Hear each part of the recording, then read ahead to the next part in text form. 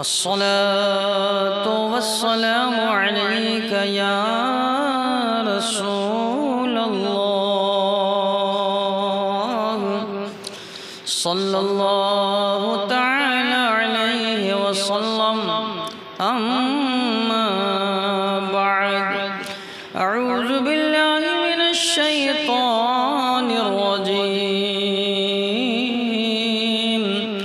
بسم الله الرحمن الرحيم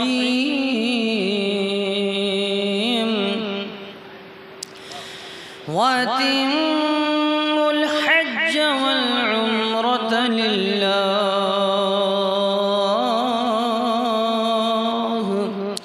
صدق الله المولانا العظيم إن الله وملائكته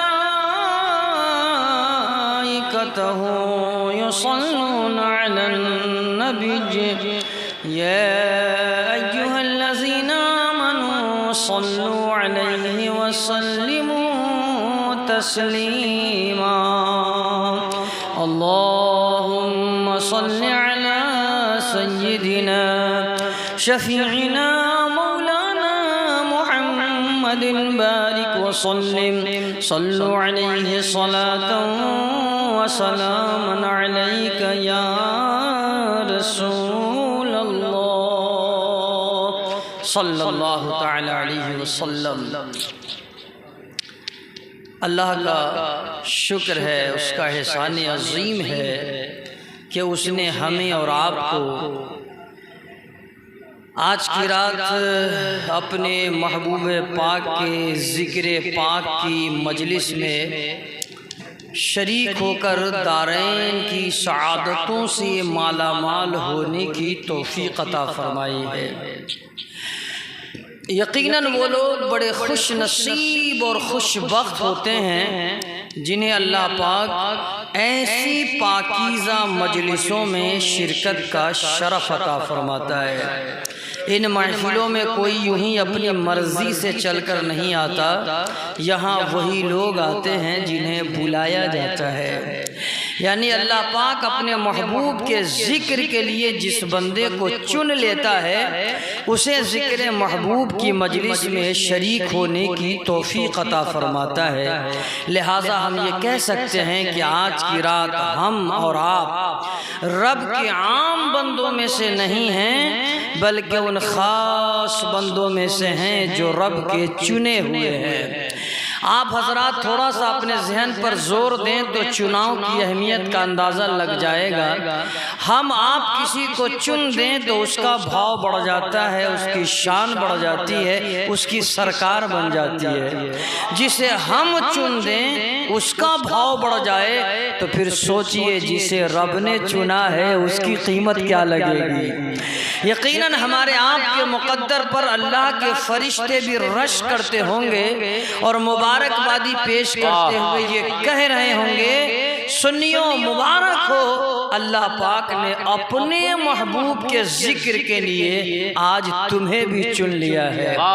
ہم یہ کہنا چاہتے ہیں آئیے جس مقصد کے لیے چنے گئے ہیں اور جس کام کے لیے بلائے گئے ہیں اس کام کو خلوص کے ساتھ انجام تک پہنچائیں، یعنی محبوب کا ذکر اس محبت بڑے لہجے میں کریں کہ محبوب کو بھی پسند آئے، محبوب کے رب کو بھی پسند آئے۔ بڑا افسوس ہو رہا ہے مجھے کہ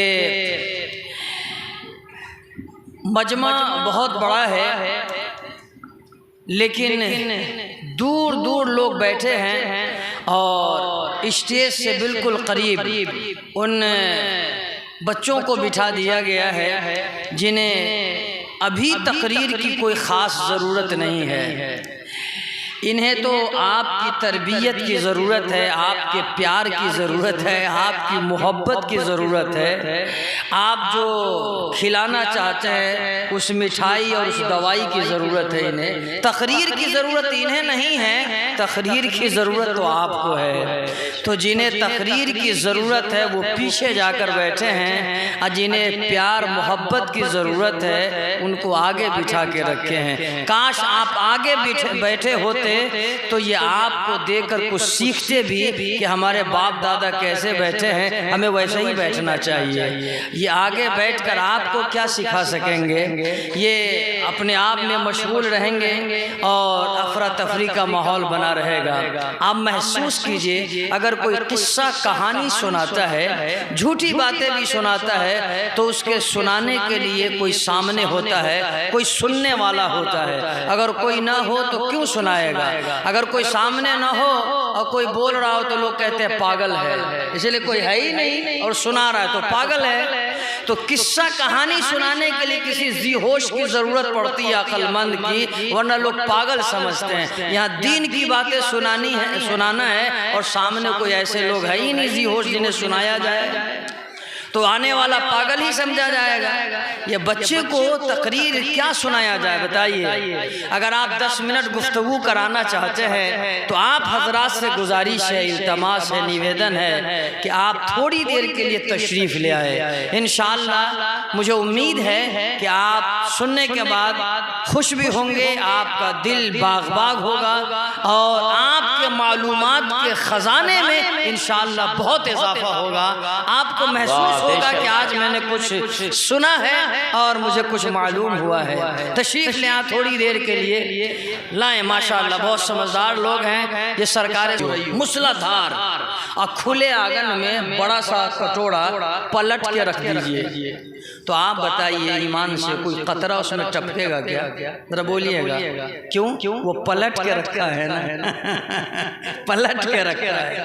اب بوندا بوندی بارش ہو، ہلکی پھلکی، کھلے آنگن میں نہیں، اوڑیانی میں ہی صحیح، چھوٹا سا پیالہ سیدھا رکھ دیجئے، انشاءاللہ کچھ نہ کچھ قطرے ٹپک جائیں گے۔ بولے ٹپکیں گے کہ نہیں؟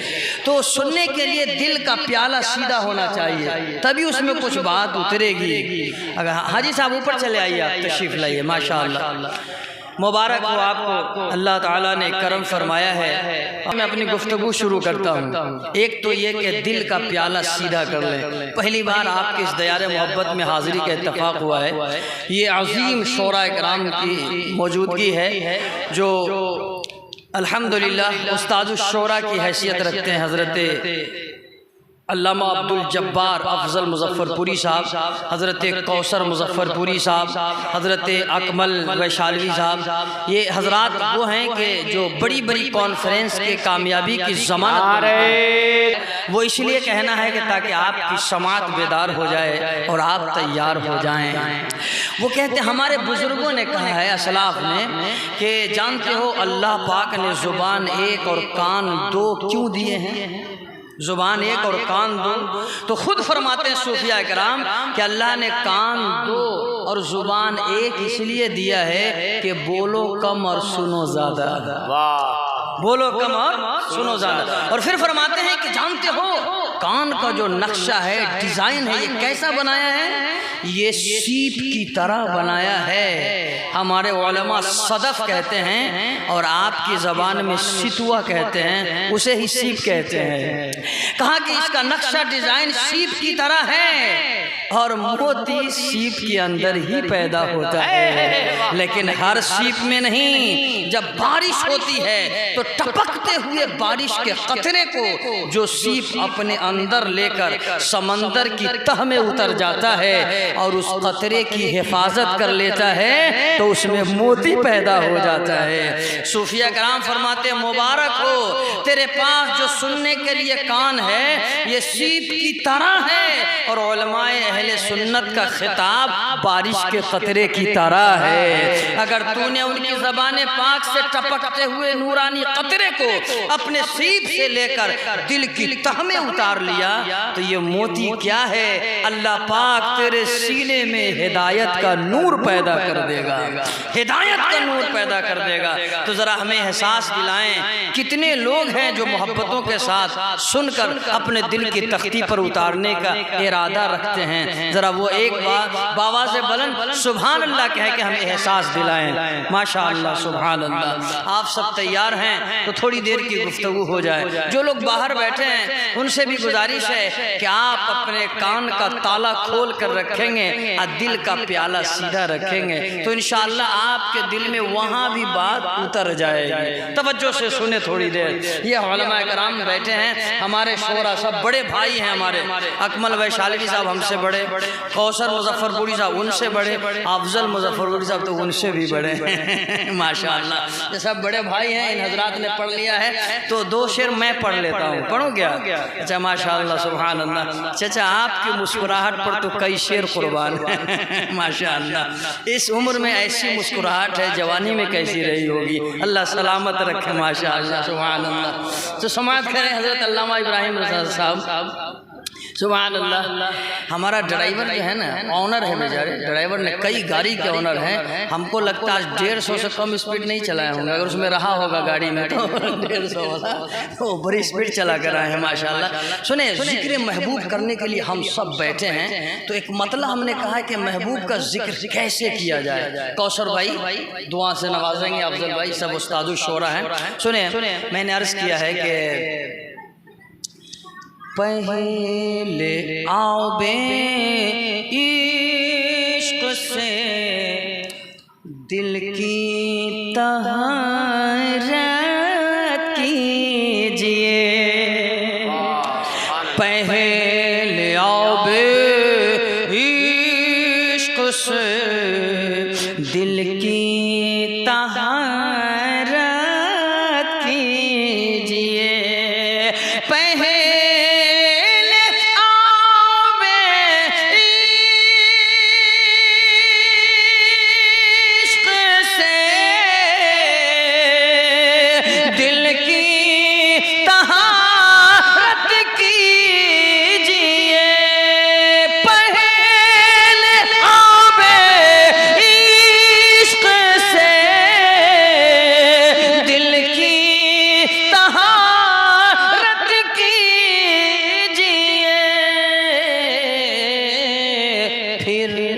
زبان حال سے ذکر رسالت کیجئے، پھر زبان حال سے ذکر رسالت کیجئے۔ اور حاجی صاحب جا رہے ہیں، وہ دیکھیں گے دل کو پہلے کیجئے آئینہ غار حرا، دل کو پہلے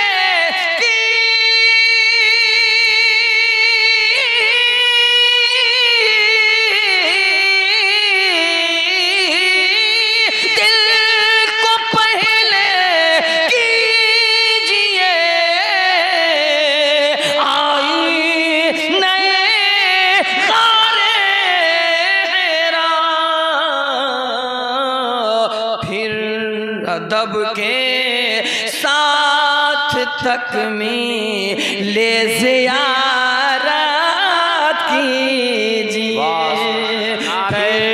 تکبیر، نعرہ رسالت، جشن عید میلاد النبی، نعرہ تکبیر۔ پھر ادب کے دل کو پہلے کی غار حرا میں محبوب آتے ہیں، دل کو پہلے کیجئے آئینہ غار حرا،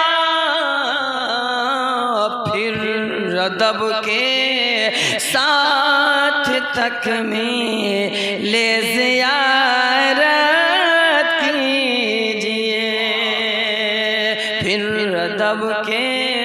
ساتھ تکمیل زیارت کیجئے۔ اور مقطع سنیں، بہت لمبا کلام ہے لیکن چند جملے آپ کو تقریر کے سماعت کرنی ہے، تو مقطع سنیں۔ ہو مبارک اے حسن تیغی شعور فکر و فن، ہو مبارک اے حسن تیغی شعور فکر و فن، ہو مبارک اے حسن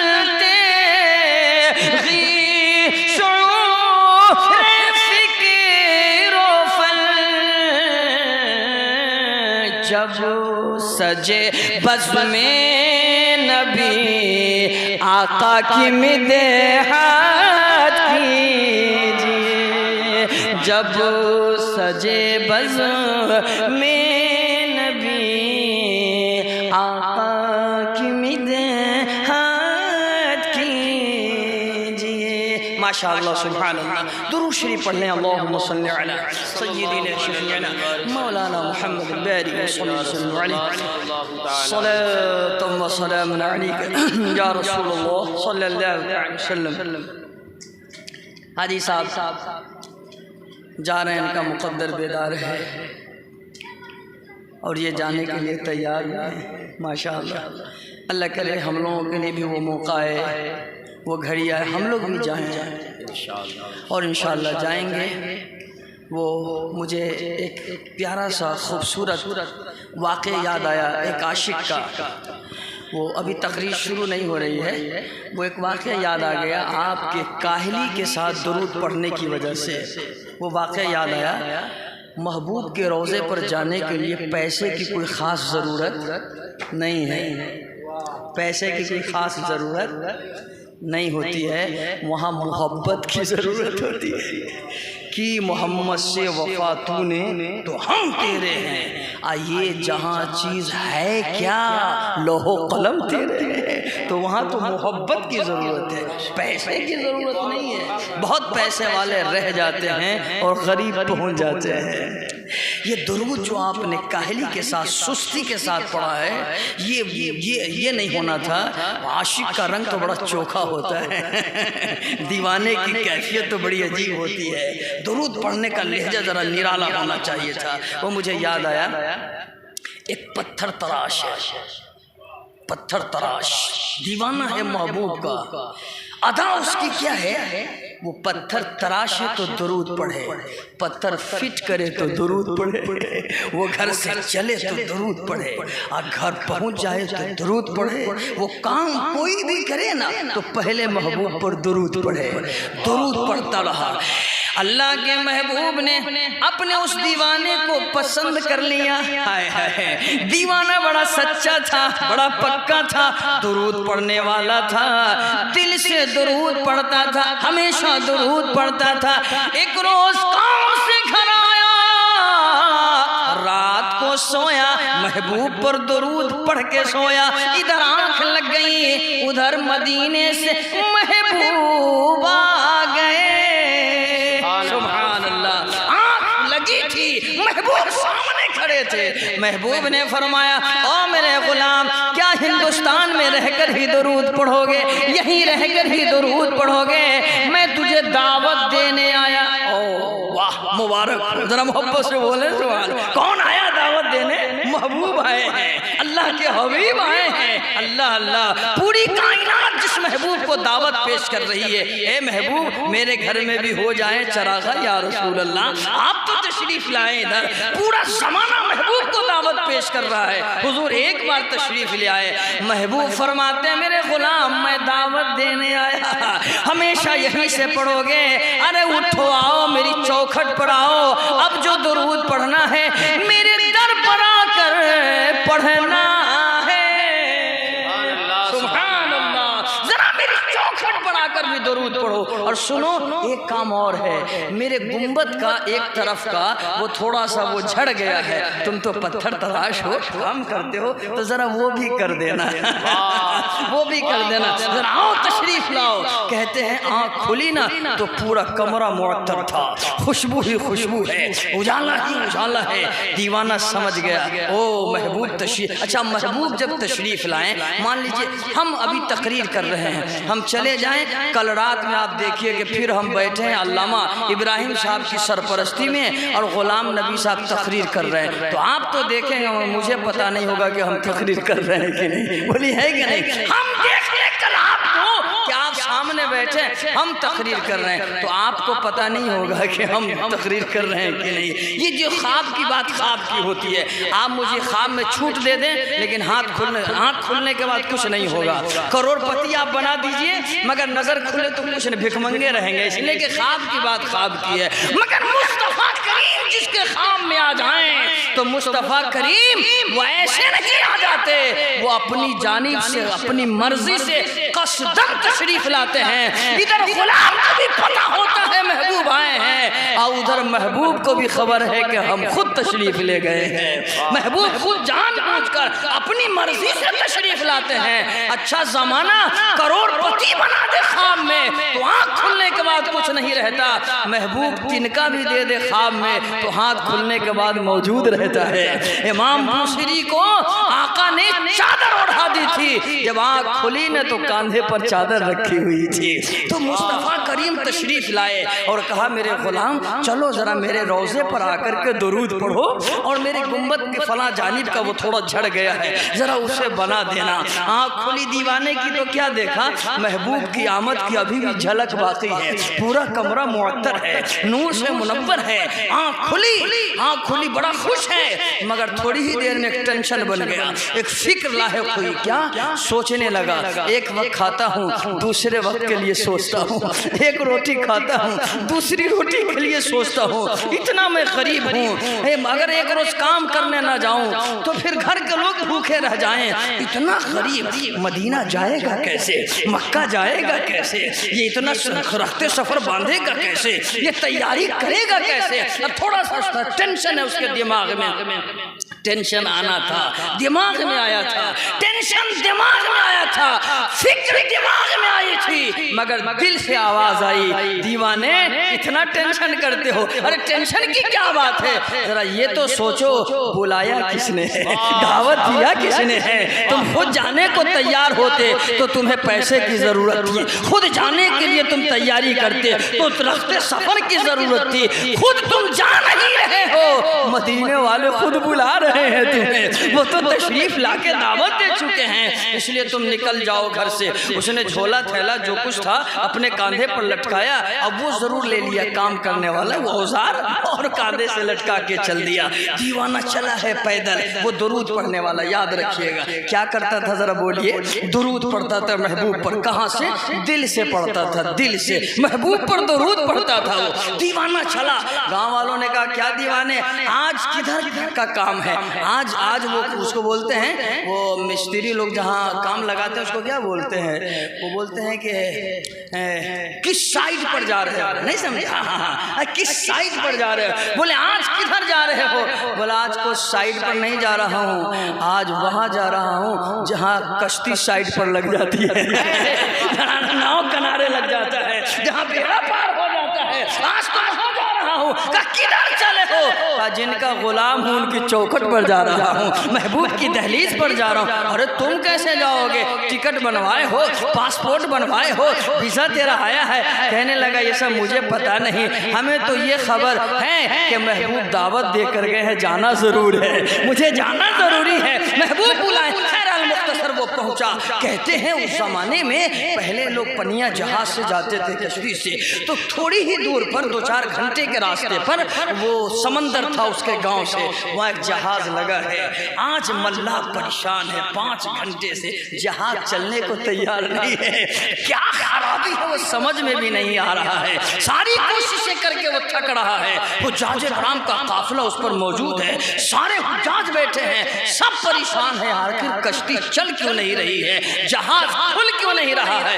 इतने में मल्लाह की नजर पड़ी, झोले से कांधे से लटकाए झोला, कोई दीवाना आ रहा है, कोई दीवाना आ रहा है, मस्ताना आ रहा है। मल्लाह ने आवाज दिया, ओ भाई तुझे किधर जाना है। कहने लगा जिधर ये सारे जाने वाले हैं उधर ही मुझे भी जाना है।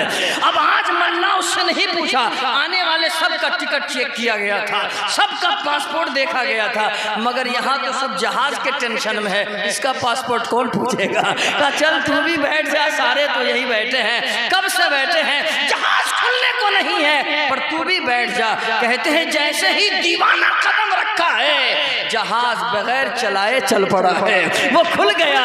मल्लाह समझ गया, सारे हजाज समझ गए, ओहो इसी के लिए तो रुका हुआ था, इसी के लिए तो ठहरा हुआ था। अल मुख्तसर जद्दे से पहाड़ जब जहाज लगा है किनारे, तो अब सारे लोगों को लेने के लिए लोग आए हैं, जिसकी जिसकी खबर पहले से है, और होटल वगैरह जो भी उस टाइम का सिस्टम रहा हो, सारे लोग आ गए हैं। अब ये गरीब सोच रहा है दीवाना, मुझे कौन लेने आएगा, पासपोर्ट तो है नहीं, टिकट तो है नहीं, पहले से यहाँ खबर है नहीं, हमारा कोई ठिकाना पहले लगा नहीं है, कौन लेने के लिए आएगा। देखता क्या है, शरीफ मदीना, शरीफ मक्का, उस वक्त जो मदीने का बज़ाहिर सरदार था, वैसे तो सारे आलम के सरदार मदीने में जलवागर है, मगर शरीफ मक्का जो बड़ा रईस आदमी था, वो किसी की तलाश में है। वो सबसे पूछ रहा है, पत्थर तराश का काम तुम करते हो? नहीं नहीं मैं नहीं करता। फला नाम तेरा है? नहीं नहीं मेरा नाम नहीं है। अच्छा अच्छा चलो मजदूर तुम हो? बोला नहीं नहीं मैं तो नहीं हूँ। अच्छा फला जगह से आने वाले तुम हो? नहीं नहीं मैं तो वहाँ से नहीं आया। अब इसका नंबर आ गया, क्या पत्थर तराश का काम तुम करते हो? उसने कहा हाँ भाई मैं करता हूँ। अच्छा तेरा नाम ये है? उसने कहा हाँ हाँ मेरा नाम यही है। बात क्या है? तो शरीफ मक्का ने कहा मैं तुझे लेने के लिए आया, मेरी किस्मत बहुत ऊंची है, मेरा मुकद्दर चमका हुआ है, चलो मेरे घर तशरीफ ले चलो। उस गरीब ने कहा आपको मुझे रिसीव करने के लिए किसने भेजा है, आप किसके कहने पर आए हो? तो शरीफ मक्का ने मुस्कुरा के कहा जिस महबूब ने तुम्हें भेजा है उसी महबूब ने मुझे तुझे मेहमान बनाने के लिए कहा है। सुभान अल्लाह। जिस महबूब ने तुम्हें बुलाया है उसी ने मुझे तुझे रिसीव करने के लिए भेजा है। मेरे महबूब रात ख्वाब में आए थे, महबूब ने कहा है सुनो मुझे मेहमान बनाओगे? मैं खड़ा हो गया, या रसूल अल्लाह आप मेहमान बन जाए, मुकद्दर ही चमक जाए, मेरी नस्ल तर जाए, आप मेहमान बन जाए। तो आका ने फरमाया सुनो जिसे भी मुझे मेहमान बनाना हो ना, कल मेरा दीवाना आ रहा है, बड़ा मस्ताना है, पक्का है, दुरूद पढ़ने वाला है, वो आ रहा है, जो उसे मेहमान बना लेगा वो मुझे मेहमान बना लेगा, जो उसकी मेज़बानी करेगा वो मेरी मेज़बानी करेगा, वो आ रहा है। तो चलो मेरे घर चलो, मुझे भी ये शरफ मिल जाए कि महबूब के मेज़बानी करने का शरफ मुझे मिले, मैं तेरी मेज़बानी कर लूँ। अच्छा चला दीवाना, वो नहलाया धुलाया कपड़ा पहना, बोला खा लो। दीवाने ने कहा मैं खाने की दावत पे नहीं आया, मैं तो दुरूद पढ़ने की दावत पे आया हूँ। पहले मैं दुरूद पढ़ूंगा ना, मैं तो काम करने की दावत पे आया हूँ, पहले महबूब के गुंबद का मैं वो काम करूँगा ना, मुझे ले चलो। अल मुख्तसर ले जाया गया दीवाने को। दीवाने ने खूब जी भर के दुरूद पढ़ा, जी भर के दुरूद, पूरी ज़िंदगी रोज़े से दूर रहकर पढ़ता रहा। आज तो महबूब की चौखट पे खड़ा होके पढ़ रहा है, दुरूद पढ़ा। उसके बाद कहा कि ज़रा दिखाओ किधर है। वो दिखाया गया है सरकार मैं ऊपर जाता नहीं, मगर आपका हुक्म है काम करना है, मैं जा रहा हूँ सरकार। गया, उसने काम किया और उसके बाद गुंबद से सर को लगाया और फिर दीवाना पुकारा, कहा महबूब हाँ आपने बुलाया, मर्जी आपकी, आपका करम, आपकी इनायत, शुक्र है।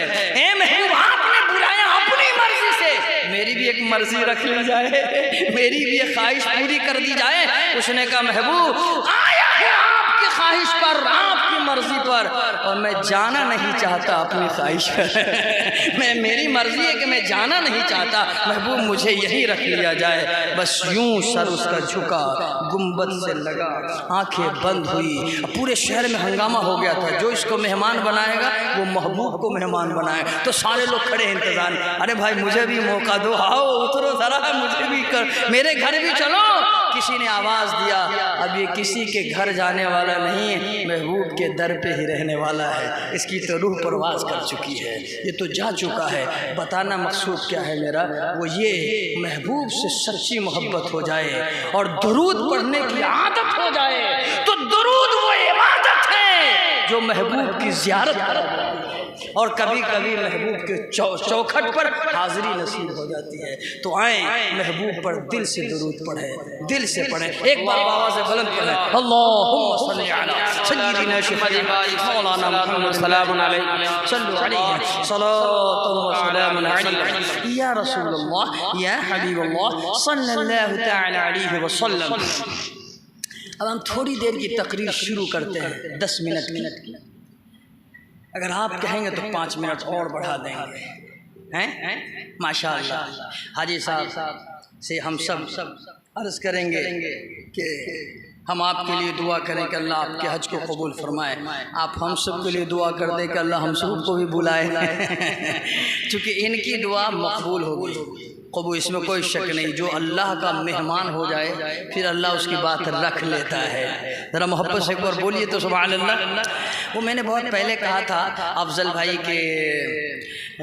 کی سرپرستی میں کہیے، استاد الشعراء ہیں، میں نے عرض کیا تھا کہ میرے دل میں خواہش ہے، میرے دل میں خواہش ہے آخری مدینے کی، میرے دل میں خواہش ہے، میرے دل میں خواہش ہے،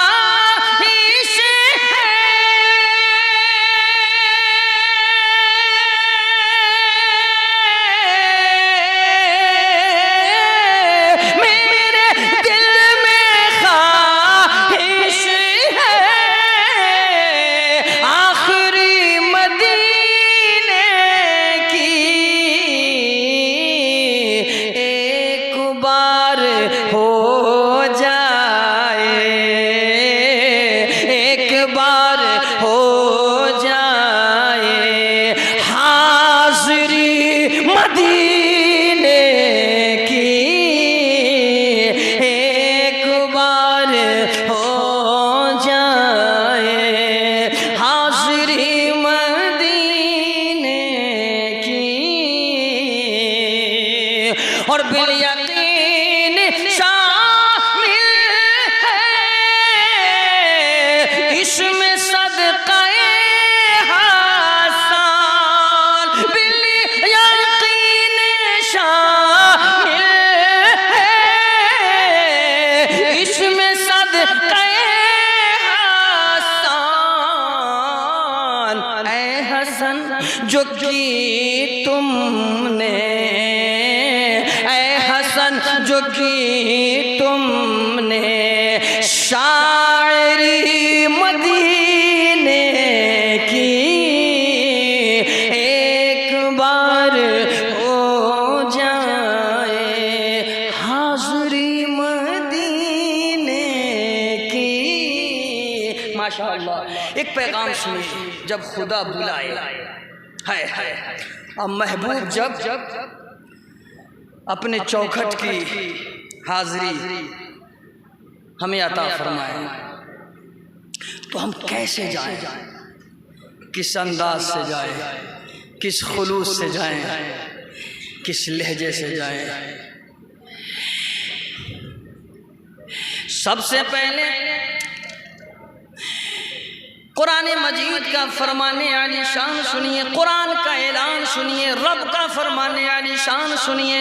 امید کرتا ہوں ایمان مچل جائے گا۔ وہ قرآن جس کا نام کتاب مبین ہے، جس کو لے کر آنے والے حضرت روح الامین ہے، جس کا نازل کرنے والا خود رب العالمین ہے، اور جس پر نازل کیا گیا سراپا رحمت للعالمین ہے۔ وہ قرآن جو بے مثال ہے، لاجواب ہے۔ پہلے اس کا اعلان سنیے، اے قرآن ذرا ہمیں بتا، اللہ تعالیٰ مجھے حج کا موقع میسر عطا فرمائے، ہمیں رب خانہ کعبہ کے طواف کا موقع عطا فرمائے۔ تو ذرا بتا ہم حج کے لیے، عمرہ کے لیے کس خیال سے جائیں، کس نیت سے جائیں، کس انداز سے جائیں؟ قرآن کہتا ہے سن، اللہ تعالیٰ خود ارشاد فرماتا ہے وَأَتِمُّوا الْحَجَّ وَالْعُمْرَةَ لِلَّهِ۔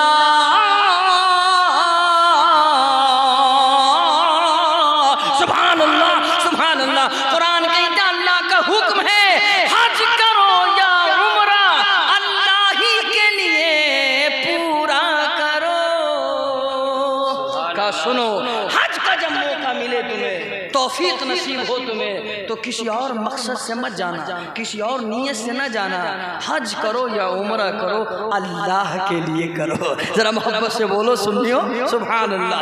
کہا اللہ کے لیے کرو، اللہ کے لیے کرو۔ کہا اس سے کیا ہوگا؟ کہا جو اللہ کے لیے کرتا ہے اللہ اس کے لیے کر دیتا ہے، جو اللہ کا ہو جاتا ہے اللہ اس کا ہو جاتا ہے۔ تو جو اللہ کے لیے حج کرتا ہے اللہ اس کے حج کو قبول فرما لیتا ہے۔ اچھا کے لیے سے ایک بات یاد آئی، اچھا ایک تاریخ یاد آئی، اب بہت بات یاد آنے لگی لیکن اتنا سناؤں گا نہیں۔ یہ ایک واقعہ اللہ والوں کا مجھے یاد آ گیا۔ اچھا اللہ کا شکر ہے کہ اللہ والوں کی بات مجھے بہت یاد ہے افضل بھائی، آپ کو تو پتہ ہے بہت یاد ہے۔ اللہ والے کی بات کوئی محبت سے مجھ سے سنے بیٹھا کے تو دو چار رات ہم سنا دیں، اسی باتیں مجھ کو یاد ہے۔ مجھے ایک اللہ والے کی بات یاد آئی، مقصد نیت۔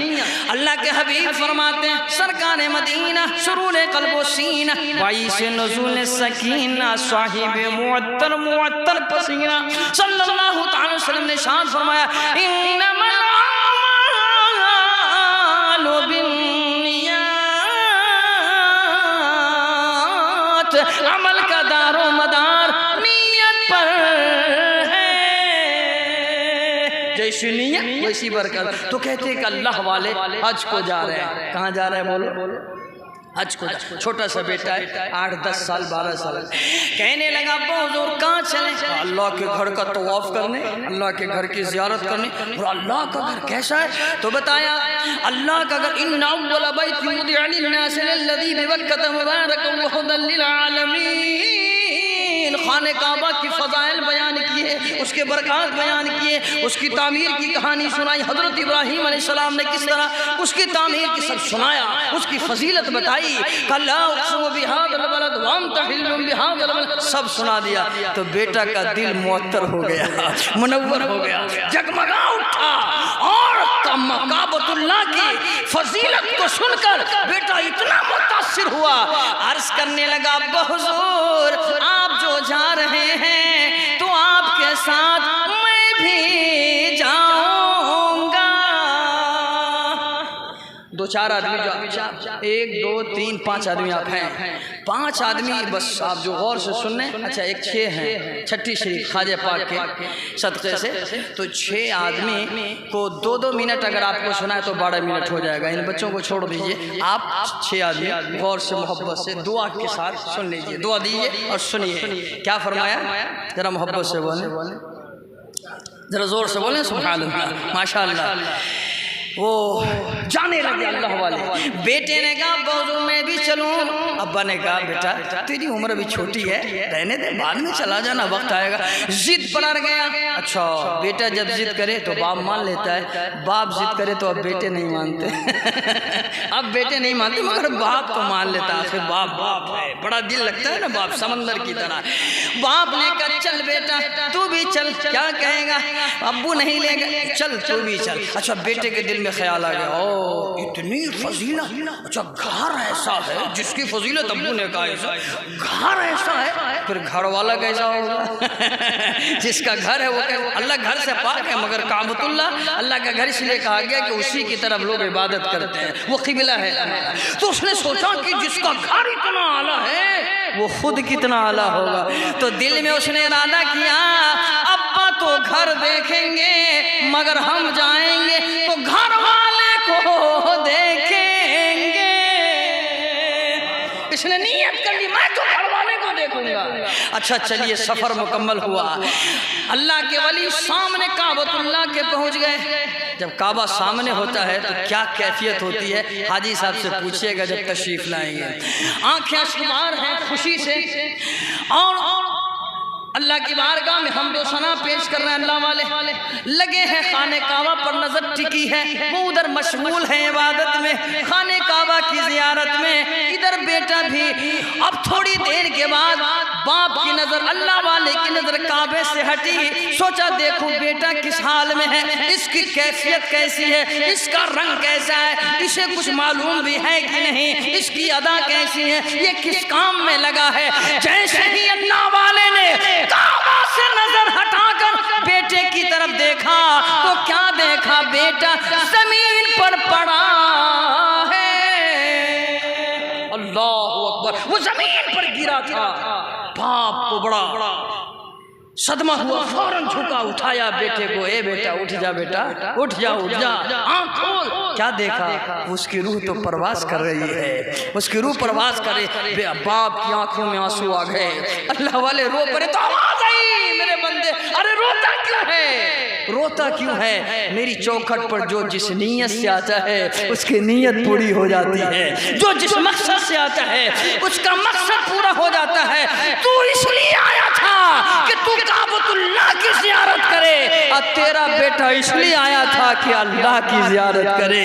وہ میرے جلووں میں گم ہے، تو میری چوکھٹ کے لیے آیا تھا تو چوکھٹ پر ہے، اب بیٹا تیرا میرے لیے آیا تھا تو وہ میری بارگاہ میں آ چکا ہے، وہ میری بارگاہ میں پہنچ چکا ہے، اب اس کے لیے ٹینشن لینے کی ضرورت نہیں ہے، تیرا بیٹا تو مجھے قبول ہو چکا ہے، مقبول ہو چکا ہے۔ کہنے کا مقصد یہ ہے کہ اللہ کے گھر کا طواف جو جس نیت سے کرتا ہے اللہ اس کی نیت کا پھل اسے دیتا ہے۔ اس لیے خدا کے گھر میں جاؤ تو وَأَتِمُّوا الْحَجَّ وَالْعُمْرَةَ لِلَّهِ، حج کے لیے جاؤ یا عمرہ کے لیے جاؤ، اللہ کے لیے جاؤ، اللہ کے لیے۔ اچھا ایک بات اور کہہ کے میں اپنی بات سمجھ دوں، یہ کون لوگ جاتے ہیں، کون لوگ جاتے ہیں؟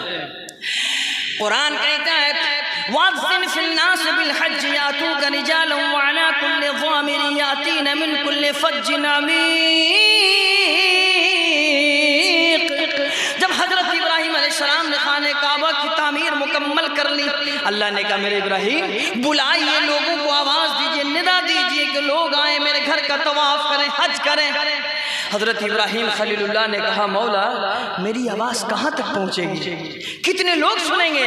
اللہ نے کہا میرے خلیل آواز لگانا آپ کا کام ہے، آواز کو پہنچانا میرا کام ہے، آواز لگائیے۔ تو اللہ کے خلیل نے آواز لگا دی، آواز جو اللہ کے خلیل نے لگایا تو پھر کہاں تک آواز پہنچی؟ کہتے ہیں پوری کائنات میں جو آدمی جہاں بھی تھا اس کے کانوں تک آواز پہنچی، جو ماں کے شکم میں تھا اس نے بھی سنا، جو باپ کی پشت میں تھا اس نے بھی سنا، قیامت تک آنے والے لوگ جو عالم ارواح میں تھے سب تک آواز پہنچی۔ مفسرین لکھتے ہیں جس کا جانا مقدر تھا، جس کی قسمت میں تھا، جس کے نصیبے میں تھا، حضرت ابراہیم خلیل اللہ کی آواز پر سب نے کہا لبیک اللہم لبیک، لبیک اللہم لبیک۔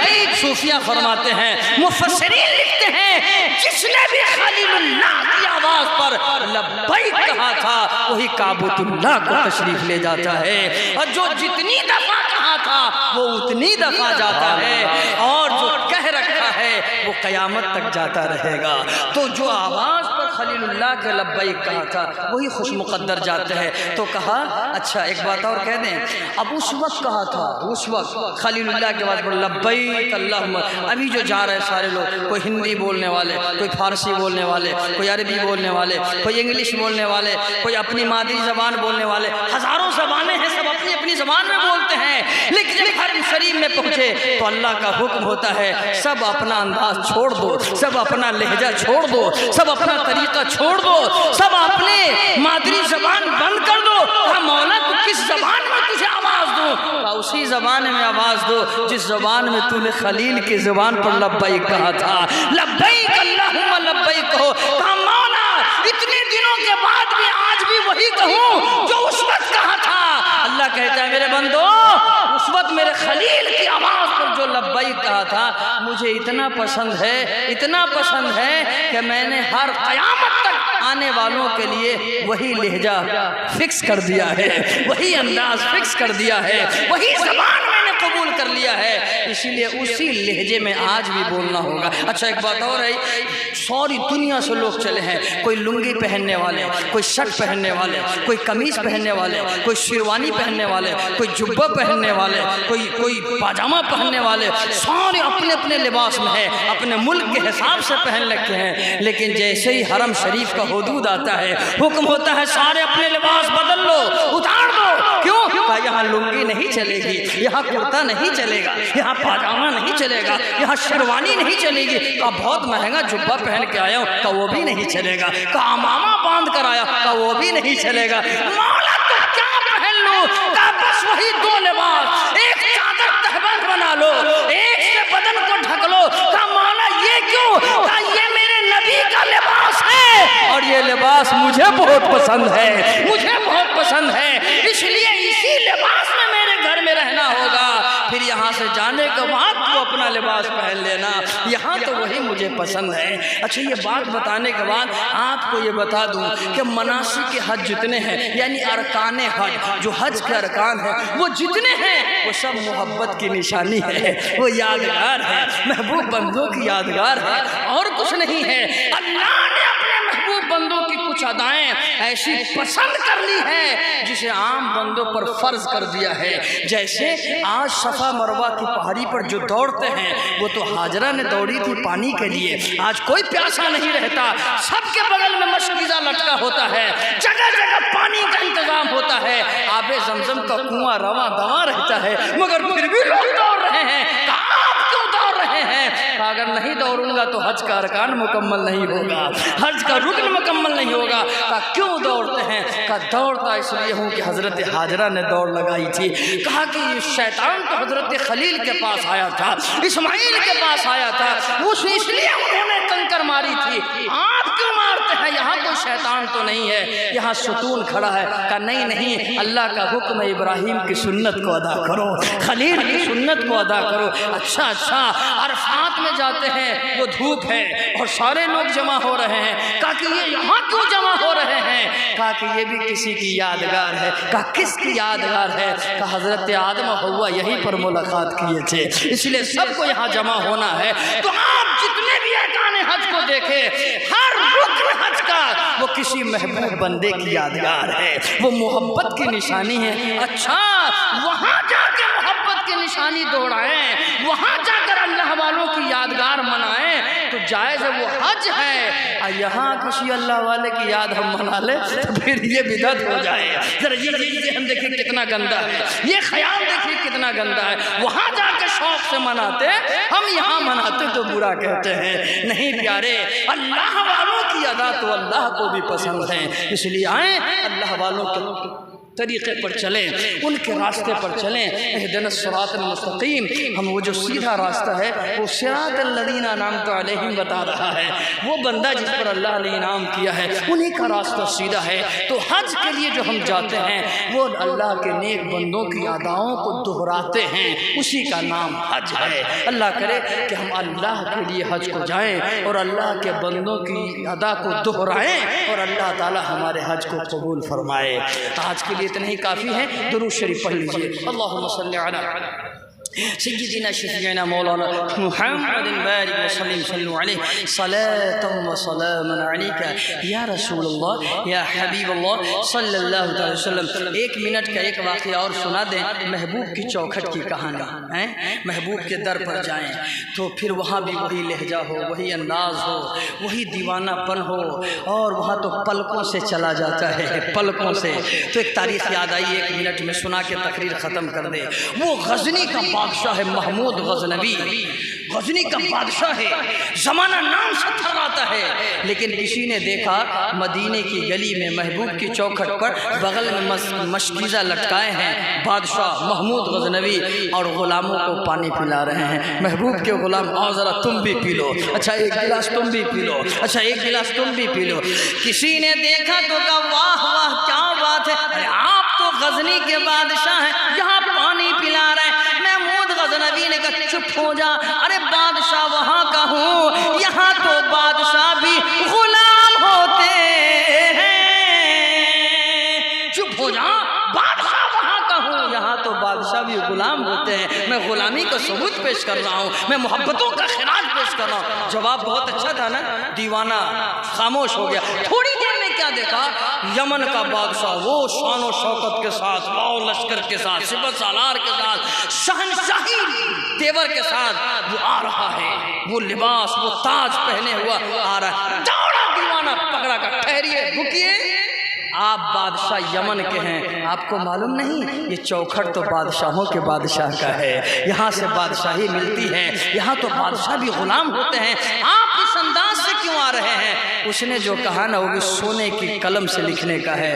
اس نے کہا بھائی تو نے سچ کہا، یہ بادشاہوں کے بادشاہ کی چوکھٹ ہے، دونوں عالم کے مالک و مختار کی چوکھٹ ہے، میں اس لیے کیوں آیا ہوں ذرا پوچھو تو صحیح۔ اس نے کہا اس تیور سے کیوں آئے، اس انداز میں کیوں آئے ہیں، یہاں بادشاہ بھی غلام ہوتا ہے؟ تو اس نے کہا ہاں ہاں، بات اصل یہ ہے کہ ذرا یہ بتاؤ نا کہ یہ بادشاہت دیا کس نے ہے، یہ تاج دیا کس نے ہے، یہ لباس دیا کس نے ہے، یہ انداز دیا کس نے ہے، یہ شہنشاہی دی کس نے ہے؟ اسی محبوب کے چوکھٹ کے بھیک میسر ہے مجھے، میں اس لیے اس انداز سے آیا ہوں کہ جس نے دیا ہے وہ اپنی نظروں سے دیکھ لے غلام لگتا کیسا ہے، جسے دیا ہے وہ لگتا کیسا ہے، محبوب نے عطا کیا ہے، اس لیے اسی انداز میں محبوب کی بارگاہ میں خراج پیش کرنے کے لیے آیا ہوں۔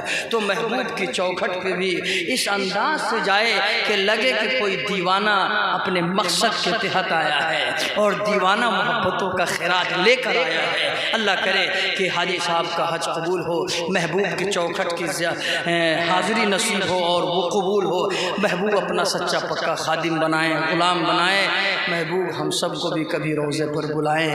آج کے اتنے ہی کافی ہے۔ استغفر اللہ ربی من کل ذنب واتوب الیہ، لا الہ الا اللہ محمد رسول اللہ صلی اللہ علیہ وسلم۔ حیات باقی رہی، ملاقات ہوئی، جب تک کے لیے خدا حافظ، السلام علیکم۔